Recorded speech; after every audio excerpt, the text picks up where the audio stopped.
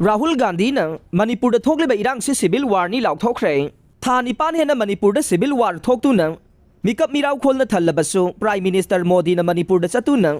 मियाम की अवाब कोंगनब होनबगी महुत्ता हन्ना फाउबा येंगबिद्रे north east की state खुदिंगमक्ता लौनम नमथाक तौबिरे हाइना Congress की लुचिंगबा राहुल गांधी ने फोंदोखरे भारत जोड़ो नया यात्रा असम की शिवसागर यौरब मतुंगदा पांगथोकपा पावगी मिफम अमदा राहुल गांधी ने मखा ताना हाइखे मणिपुरदगी हौरदुना मुंबईदा लोइसनगदौरिबा खोंगचत असिदा नया हाइबदी अचुंबा हाइबा वाही सिजनरिबा से बीजेपी अमदे आरएसएस न लैबाक असगी स्टेट खुदिंगमक्ता अचुंबा थबक तौबिद्रे सुबनगी मखोइगी अनिंगबा अपांबा खक तौदुना मियामगी अनिंगबा अपांबगी मायोक्ता थबक तौरे मरम अदुना लैबाक असगी मियामदा अचुंबा वायल फंगननबगी पांदमदा भारत जोड़ो नया यात्रा असी चटपनी हाइखे पावगी मिफम अदुदा एमपी गौरव गोगोइना हाई भारत जोड़ो नया यात्रा असीना